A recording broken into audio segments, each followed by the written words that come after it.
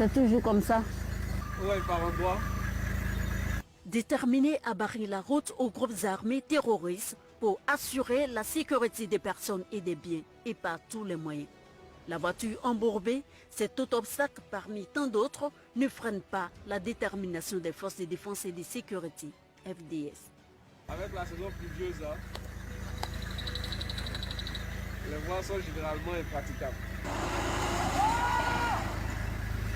Nous sommes dans la zone opérationnelle nord, côté est. Cette zone d'une superficie de 91 300 km², soit l'équivalent de plus de 2 200 000 terrains de football, est comprise en Touba, Niakara, Bouna et le reste du nord du pays. C'est une zone dangereuse. De jour comme de nuit, les forces de défense et de sécurité prennent toutes les précautions possibles. À chaque sortie, c'est comme ça. Tout se passe dans le moindre détail, tout est préparé minutieusement. Parce qu'à moins d'erreur est fatale. Donc, le mieux, c'est de préparer la mission très minutieusement. Pendant la journée, ces hommes en armes ne baissent jamais la garde. Toujours prêts à anéantir l'ennemi qui ne cherche qu'à s'aimer, terreur, psychose et désolation au sein des populations, selon les FDS. Nous rallions donc d'autres points en voiture blindée.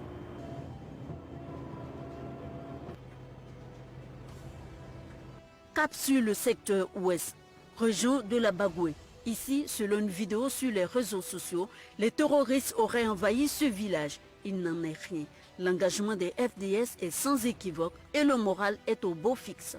Le déploiement des forces armées de Côte d'Ivoire au sein de la zone opérationnelle nord est effectif et elles arrivent à investir les différents terrains avec les moyens qui sont mis à leur disposition.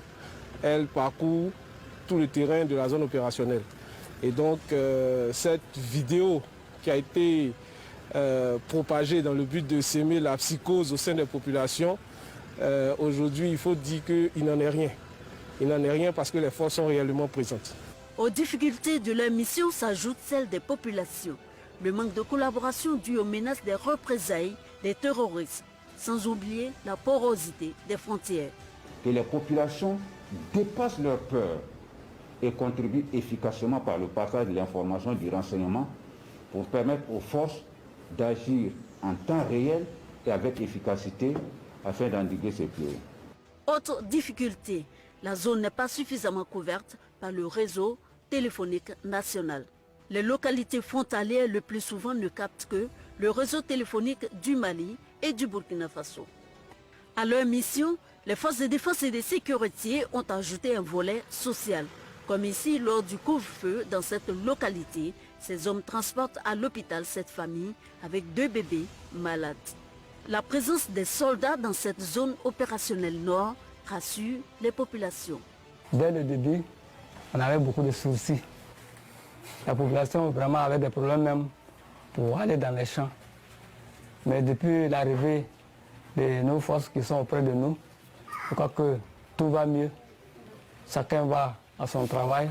Même si tu es couché à la maison la nuit, même si tu sois à n'importe quelle heure, tu les trouves au carrefour. Chaque jour, ils dorment au carrefour. D'autres dorment derrière le village, d'autres dorment derrière de l'autre côté. Derrière ça, vraiment, on est bien assuré. Quand il y a eu l'attaque, il n'y a rien qui ne marche. On ne va même pas au champ, on ne va pas, on ne voyageait pas. Depuis que les forces sont là, ce n'est pas la même réaction. Maintenant, ça va. Après les attaques de Kafolo, Touba et Zépo, d'autres n'ont pas été enregistrés. Fruit de l'engagement des FDS à maintenir à distance l'ennemi qui use de perfidie. Surtout, la mise sous commandement opérationnel unique et les moyens adéquats à leur portée. Toutefois, l'implication des populations s'avère nécessaire pour le maintien définitif de la sécurité et de la paix dans le pays.